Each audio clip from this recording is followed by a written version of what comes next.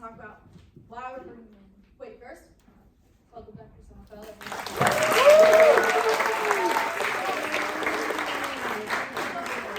Sommerfeldt in because I feel like he can allow better context for why the John Cage in 433, why we're doing it, is important.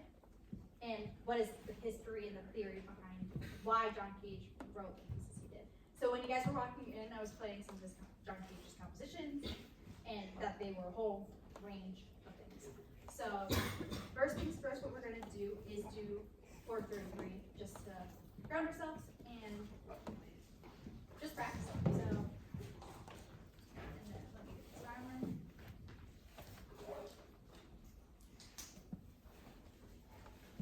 Okay. Ready? 3, 2.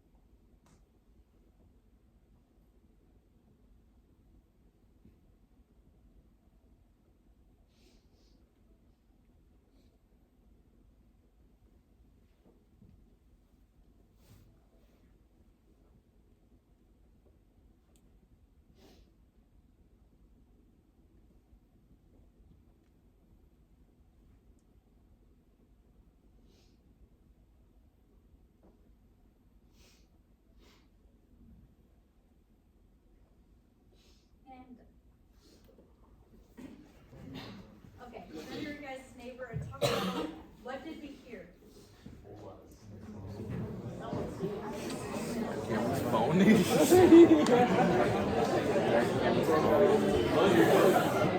texting you guys. Sorry. How's you doing?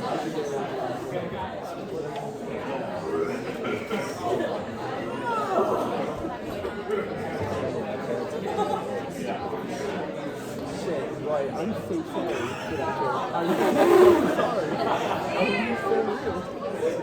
I'm so sorry. I'm so sorry for that. I'll backtrack.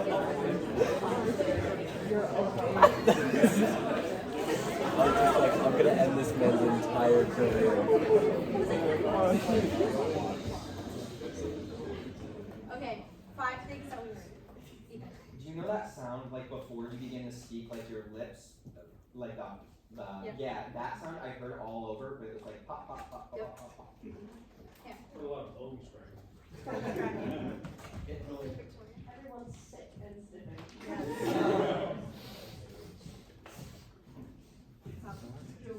Jewelry.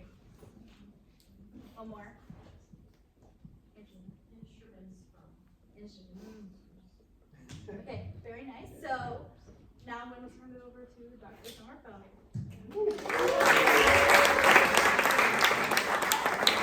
So full disclosure, I love John Cage. And I think anybody who's had to suffer through some sort of a class with me knows that my love for Cage is vast. I didn't always love John Cage. When I was an undergrad, I remember really vividly in music theory class, I had a really wonderful theory teacher who was really into playing outlandish experimental stuff, of which Cage is, frankly, right? And I heard a piece called Indeterminacy, where he was reading pieces of text, and no matter how long or short they were all 60 seconds long. So if it was like 2 or 3 words, he would read them like that, or if it was 1,000 words, he'd read them like this, and it sounded like the Micro Machines guy. And it was piano and everything. I hated it. I was so mad. I was 18, I was at Music Theory 1 class. I was like, this is not music. If I could go back in time, I would really want to revisit that with myself. Because now, I absolutely love what John Cage brings to our musical world. And this piece, there is no doubt, is his most famous work. But how can we even call it a work in the first place? We just sat there for 4 minutes and 33 seconds. So what's the point of this, and what's the story behind this? As early as 1948, John Cage is thinking about something along these lines. And for him, it starts as just a small idea. You ever gone shopping in a department store? I know that they're kind of dying out right now. You hear like that music in the background. It's called Muzak, M-U-Z-A-K. He thought, wouldn't it be great if I was commissioned by the Muzak company for a 3 to 5 minute work, and I just gave them nothing, and then all you had was the sounds of the shoppers and everything happening around? And that started this idea. Is there any such thing as silence? Okay, so fast forward a little bit. He's not ready to write this piece yet. In 1950, he goes to Harvard University and visits what's called an anechoic chamber. How many of you have heard of an anechoic chamber, or know what it is? What's an anechoic chamber? Well, I don't know for sure. You heard of it? One that when we're doing makes no sound. Imagine that this entire room has no diffusion. So this has been carefully acoustically treated with all these ways that my voice is bouncing off the rooms, and it sounds beautiful in here. We even have like a reverb algorithm you can do in here. An anechoic chamber baffles everything. So imagine that it's just foam everywhere, and sound is not allowed to bounce off the walls. It just gets completely absorbed in it. Well, in an anechoic chamber, sound cannot travel. So the air that creates these sound pressure waves cannot move, and so you are supposed to hear nothing. So Cage goes into this anechoic chamber. He's like stoked. Anechoic chamber. And he hears silence. He sits down, and he hears 2 sounds. He says to the engineer when he's done, he's like, I heard like 2 things. One was like super high pitched, and one was like super low pitched. And the engineer's like, oh yeah, that high pitch is your nervous system. And the low is your blood circulating past your eardrums. And he's like, what? And from that day on, and I'm paraphrasing now, he says to himself, there is no such thing as silence. We don't live in silence. Maybe at night, when you can't sleep, you're craving silence, or maybe silence for some of you, or that perception of is a little scary, so you turn a fan on or something like that, right? To get that white noise that you can. But when we really think about it, there is no such thing as silence. Okay, 1948, he's thinking about Muzak, writing them nothing. 1950, visits the anechoic chamber. He's still not ready to write this piece yet. He knows in his heart, through letters, that it's not going to be taken seriously.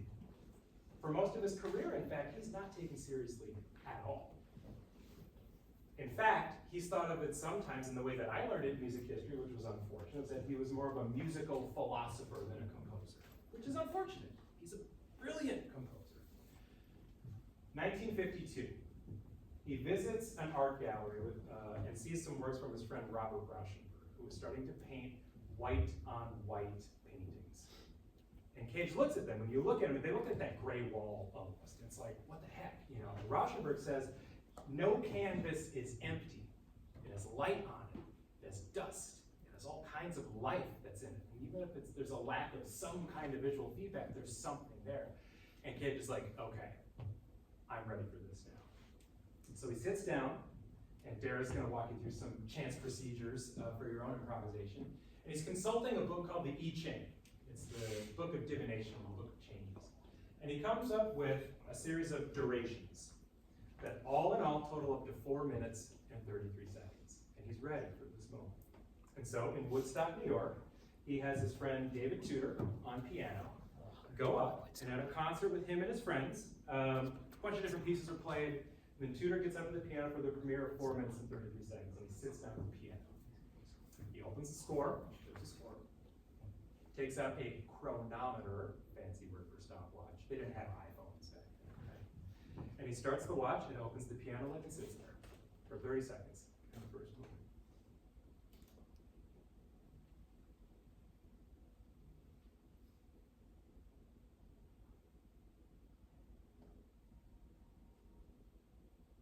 And the expectation and the bewilderment that you are feeling is felt for the first time in a concert hall full of listeners. The reaction is not good. When we go to a recital, oh sorry, let me backtrack for a second. It is divided into 3 movements. So in between each movement, Tudor closes the piano, flips the score, restarts the watch, opens the lid. He actually depresses the pedals for each particular movement. To heighten the expectation, so to speak. There's an expectation when we go to a concert that what's going to happen? What's going to happen? Music's going to happen! We're going to sit down, yes! We're going to, and certainly that is. But what is he thinking of? There's no such thing as silence. So what is he trying to amplify for us? He is opening us up to the possibility that music exists at all times around us. The music is knuckles cracking. The music is the practice rooms outside, and you can hear the other instruments playing. The music is that person who is unfortunately sick and does that. The music is that person who is trying so desperately, carefully to open that lozenge in that way that won't bug anybody, but it's just it's the loudest rapper in the world, right? For Cage, that is music. That exists everywhere. The reaction was not good. He lost friends over this piece. People who thought that, hey, this is just a giant joke. And I think, unfortunately, history has remembered it as some kind of a joke in some ways. He considered it his most important work. He considered it a work that he thought about or lived, as he said, every single day. I believe with Dr. Klicken, a lot of you have worked on mindfulness practice or meditation. Cage is guided in many ways throughout his musical life by Zen Buddhism. And I thought that we might try to work another version of this with that same mindset. And so I just want to say, in our lives, right now in 2025, which are unbelievably busy and chaotic, and full of noise, whether internal noise, like my noise, like how many of you just, your inner dialogue never shuts up. Oh my God, it's the worst. The outer noise, the noise of this world. Can you dedicate 4 minutes and 33 seconds to this piece, to give this world your full awareness, absent other thoughts if you're able to amplify for your audience who's going to hear this for the first time that this piece is not a joke, that it is super serious. And I will argue or posit that post-COVID, post-pandemic, when we were all isolated on Zoom, away from each other, communal listening, the fact that we get to gather in this room together and hear knuckles cracking and our friends practicing and lozenges and coughing, it's the most beautiful thing in the world. And so Cage has really given us the picture for this that we get to live in and really experience and think for 4 minutes and 33 seconds about how beautiful it is to be alive in this world and how beautiful it is to be, roughly I was told 90 of you are in here. So 90 of us communally together, showing the audience that sound is everywhere and it's beautiful and it doesn't have to come from a sonata that you're expecting. You can live it every day if you're willing to listen. You try it again. Let's go into it this time. As I cue you off, I want everyone to take a breath like we're about to actually start singing. Okay? And let's plan on doing this during the concert as well. Okay? Can I interject for just a second? Yes, of course. Sorry. Very passionate. This piece will not work if you don't sell it. So whatever you do, when you get up, I'm not a singer, but you know, I've always wanted to like sing Sommerfeldt with you all somehow. As long as it's a common tone, I think I've told my theory classes that before, as long as it's a common tone, I don't have to think about it. Like, you gotta sell it. So sit like you would. You have to sell the experience that this is something that is what it is. Very serious music, yeah? Alright, yeah, okay. If you have scores in front of you, I don't know if you're gonna have scores in front of you or not, but like, if you were to have scores in front of you, I would love that they were, you know, at the level that you do, right? You can project, and don't you all breathe just out of your noses? No, you breathe from down here, right? All that, right? You look great. Okay, sorry, I don't mean to. Okay, both feet on the floor. Perfect. Lock your knees, right? No, don't do that. No, that's how you pass out. Okay, You don't sorry. want that. Okay.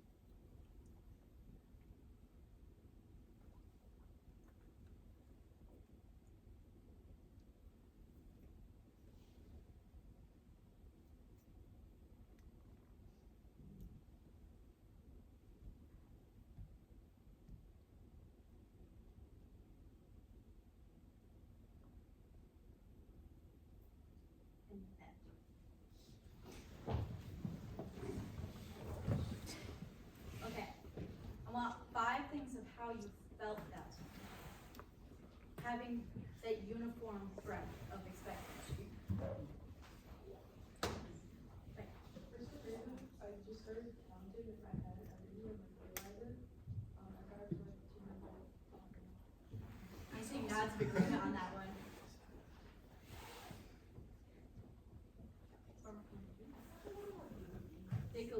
Okay. Right. The moment after the breath was the most quiet it had been in the room. I agree. I feel like there was a concentrated energy. I agree. One more. I agree. I agree, and this is something as we continue on towards the concert, as I talk about the I-Ching and everything, throwing our own time frames, as well as considering, do we want to all take an uniform breath at the end? Right?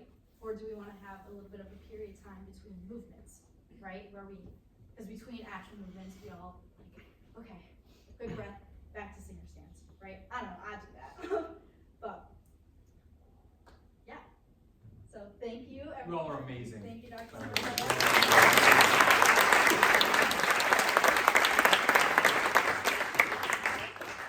Okay, before we go on to the next activity, I will be taking photos on my iPad for attendance. Okay, I'm just gonna do a video with this on my iPad. Everyone wave. Everyone say hi, Dr.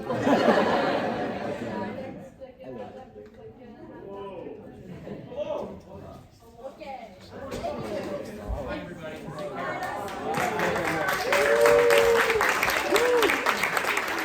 Reminder, if you have not yet submitted your video for Tutorana, that is your other half of attendance. So make sure you do that. It is 104 to the end. So make sure you do that so you have the full amount of points. Okay. Now, Mike.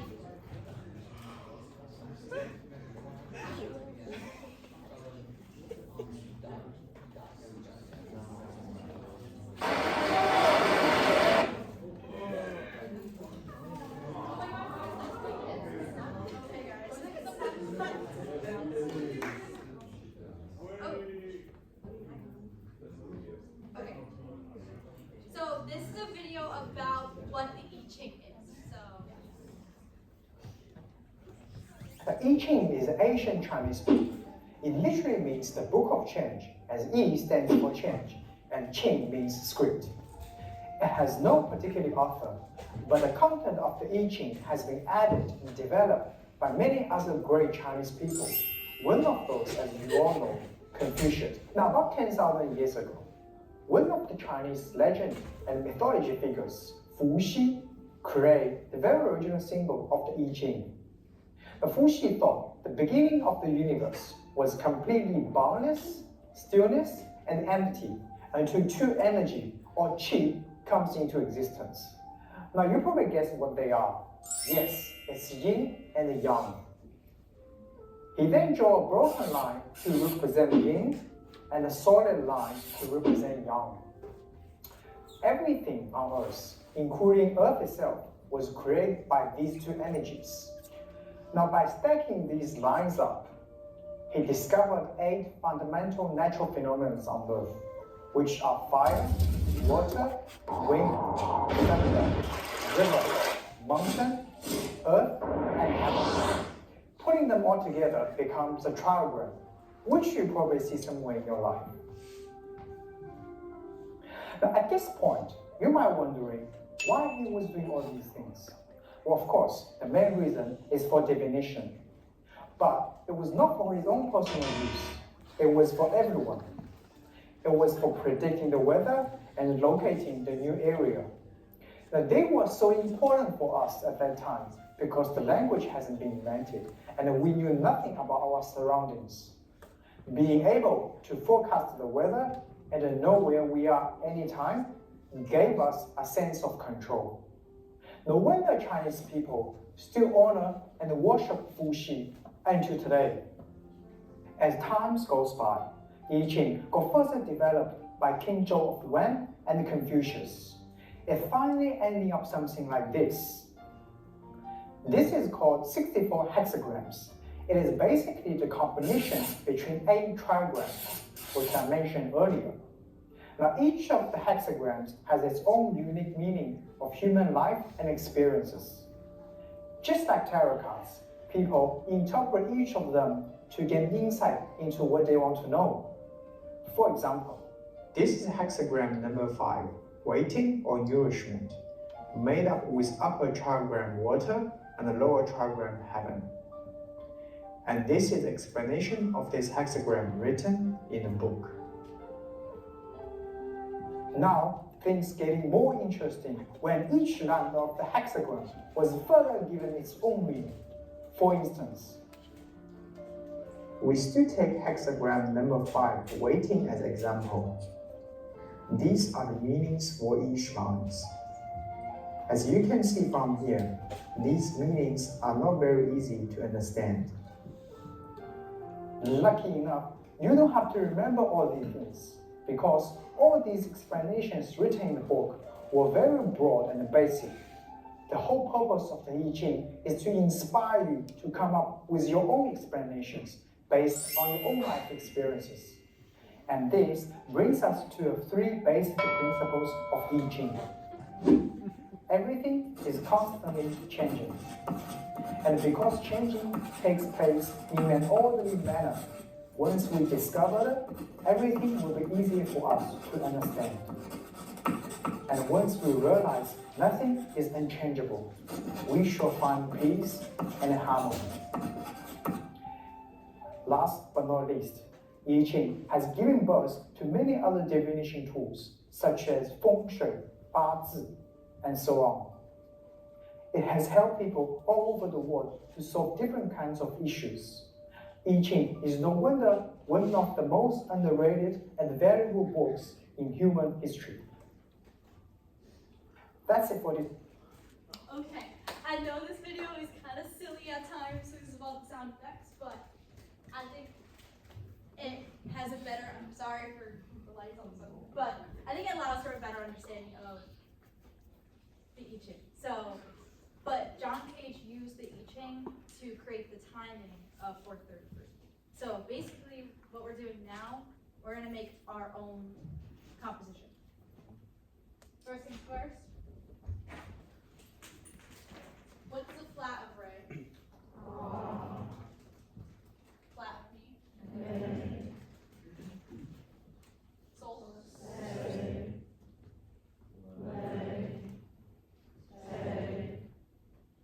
Okay, now sharp. And D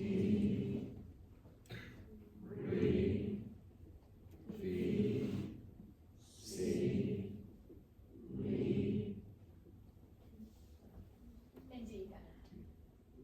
Okay. Basically, I have our own chart to go off of.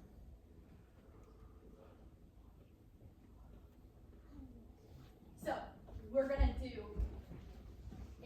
we're gonna do 4 measures in C, 4 quarter notes, and the solfege is based off of the coins we throw. All right. Okay, I want 3 people to come up here. Liz, Victoria. Sorry, remind me of your name. Jess, come on.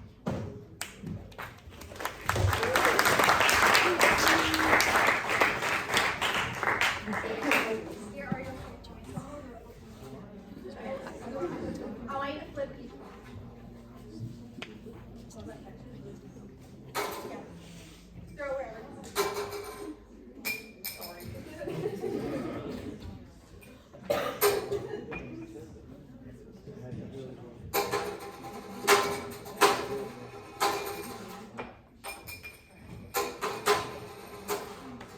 Okay, whose coin is? Okay, mine. Okay, Liz will go up here.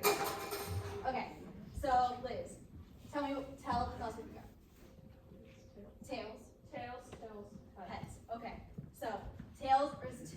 So 2, 4, 6, 7, 8. So that's the total. Is that even or odd?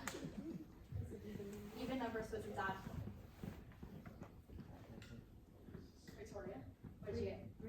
3 heads, which is, what's the 9?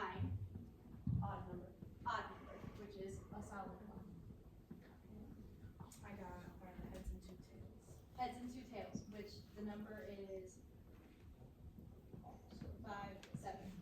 Odd number, which is also a solid 1. I want 3 more people to come up. Yeah, just come up.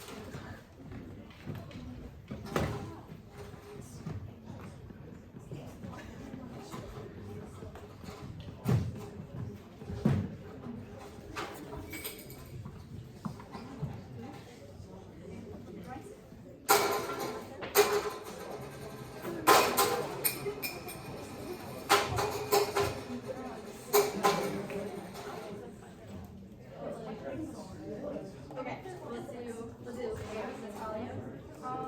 was 1 head, 1 head, 2 tails, which is 3, 7.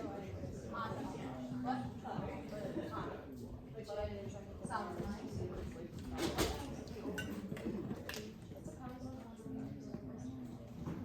Solid. I got 1, which is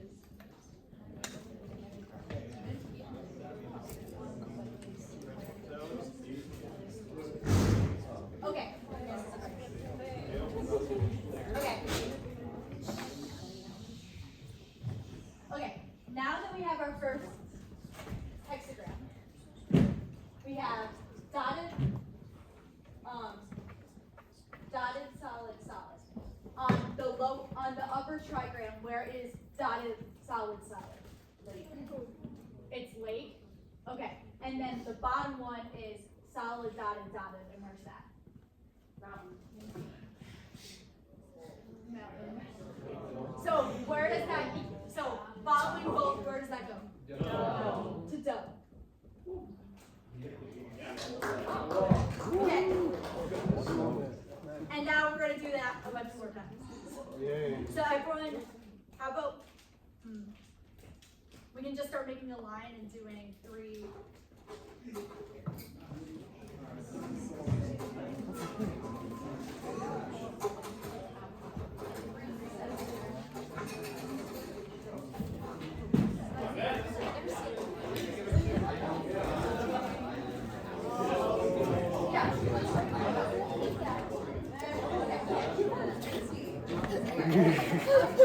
Oh, no.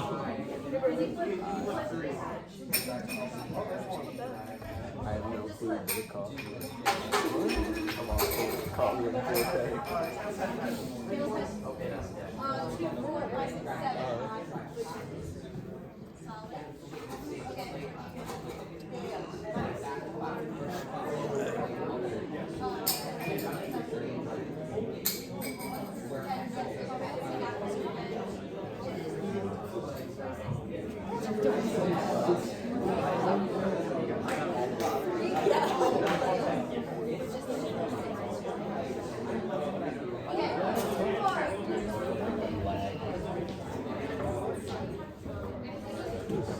Pull your phone.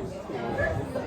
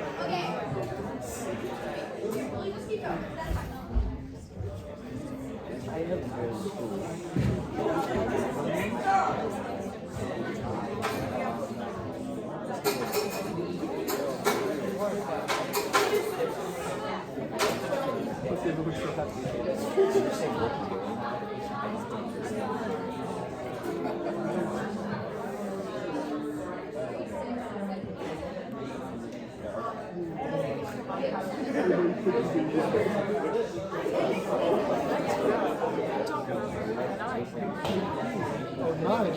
yeah. No, that's like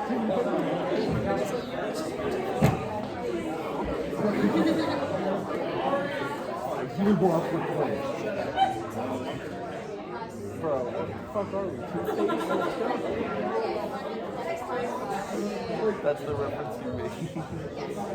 It's gonna just watch that fucking the only one that you did. You've never you did one other movie. Batman. He's in Lego Batman. Lego Batman. Yeah, he is in Lego Batman. I'm going to Willie is in that.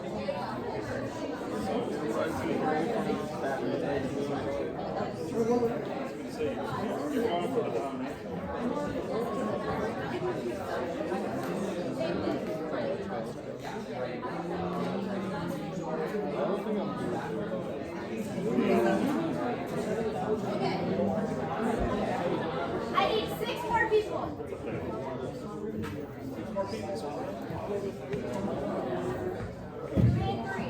Yeah, Julian.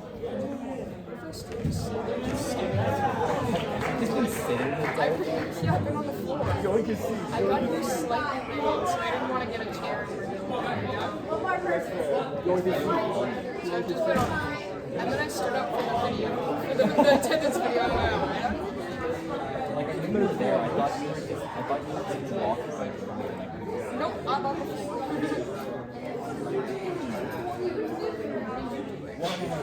You guys all agree.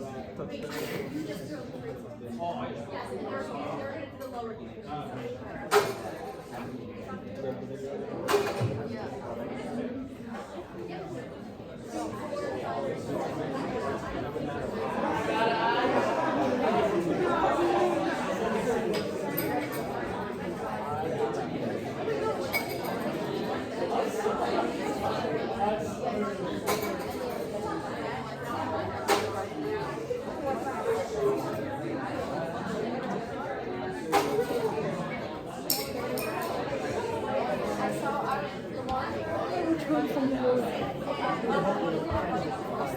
That's a hard one. What'd you say? I was positive.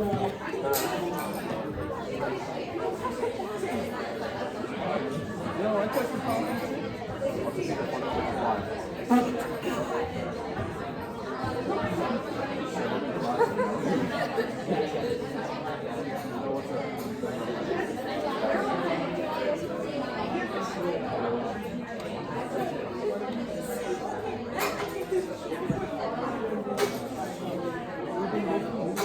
Look at this school. I think I'm doing How you doing? Was that actually, what the hell? it has 28 feet left.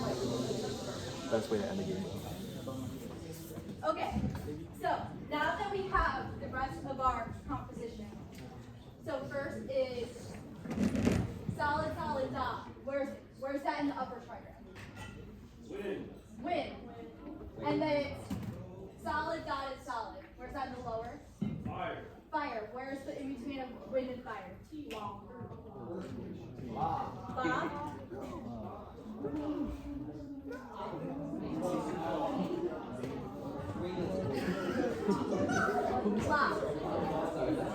What's bonds?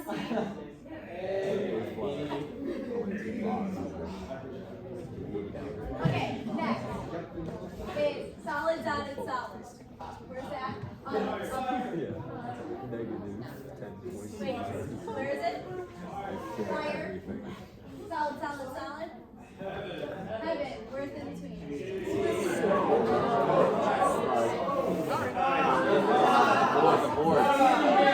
The board, he's in your board. Okay,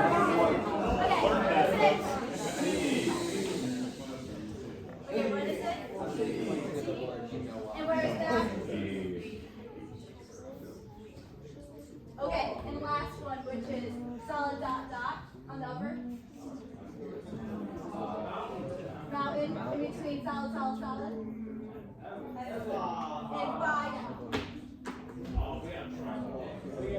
Which is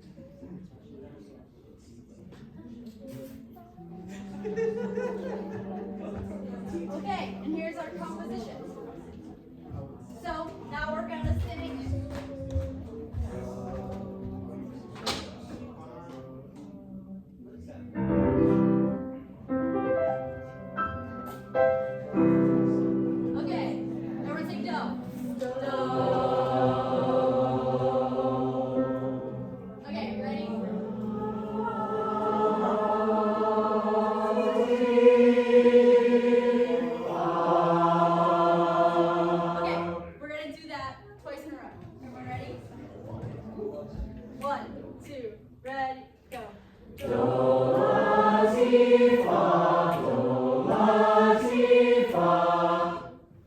And we did a composition. Yay!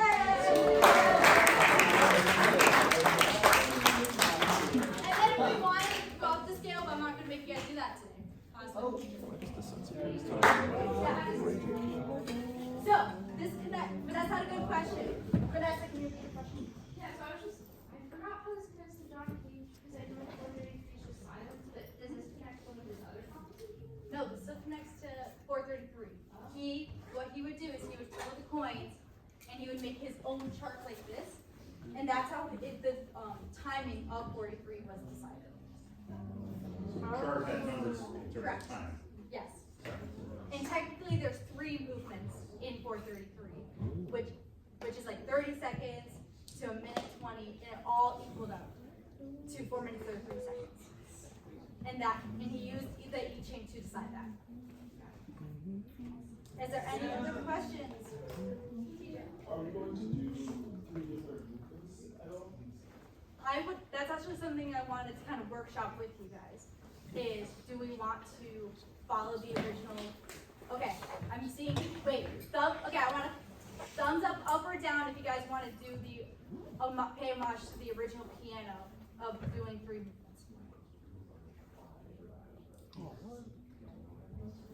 Okay, I'm seeing a lot more thumbs up than anything else. Yeah, so the difference would be, if we didn't do 3 movements, it would just be 4 minutes 33 seconds, straight through. I have been doing what I've been doing, starting it, and I stand there. It would do 3 movements. The time would still go consistently, but I would cue you guys to kind of, okay, we'll take a breath, and we get to kind of move around, take a quick break like we do for any type of movements. Does that make sense? Okay. That's it. It's 3:50.